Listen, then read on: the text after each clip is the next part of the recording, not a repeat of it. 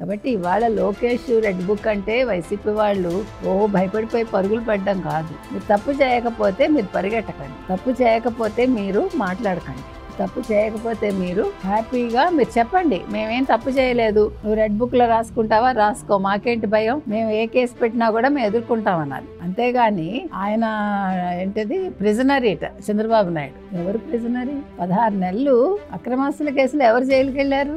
52 రోజులు ఎవరు జైల్లో పెట్టించారు చంద్రబాబు నాయుడిని? మీరు కనీసం ఒక నోటీస్ ఇచ్చారా? కనీసం మీరు స్కిల్ స్కామ్ లో చెప్పారు కదా, వీళ్ళు ఏది చూపించారు మీరు? ఒక ఎవిడెన్స్ అయినా మీ వల్ల కాలేదు కదా, అందుకే ఆయన బెయిల్ మీద వచ్చారు. ఒకవేళ ఆయన తప్పు చేస్తుంటే ప్రజలు ఇవాళ ముఖ్యమంత్రిని చేస్తారా? ఒకవేళ లోకేష్ పనికిరాడు అనుకుంటే మంగళగిరిలో అందరికంటే హైయెస్ట్ మెజార్టీ ఆయనకు వచ్చిందిగా, ఎలా వస్తుంది? ఆయన ఏ పని చేయకపోతే వస్తుందో? 5 ఏళ్ళు ఆయన మంగళగిరి నియోజకవర్గంలో తిరగబట్టి ప్రజల కష్టసుఖాలు తెలుసుకోబట్టి యువగళం పాదయాత్రలో అడుగడుగున అడ్డంకులు వచ్చినా కూడా అన్ని నియోజకవర్గాలు తిరిగి ఎక్కడెక్కడ ఏ కష్టం ఉందో తెలుసుకున్నాడు ఆయన. కానీ జగన్మోహన్ రెడ్డి ఏం చేశాడండి అంతకుముందు పాదయాత్రలో? ఎక్కడెక్కడ ఏ సంపద ఉంది, ఎలా దోచుకోవాలి అని చూస్తే ఈయన సంపద ఎలా సృష్టించాలి, ఏ ఏ నియోజకవర్గాల్లో ఏ అవసరాలు ఉన్నాయి, ఎవరెవరికి ఏది మనం పంచాలి అనేది లోకేష్ నేర్చుకున్నాడు. ఇద్దరికి అది తేడా.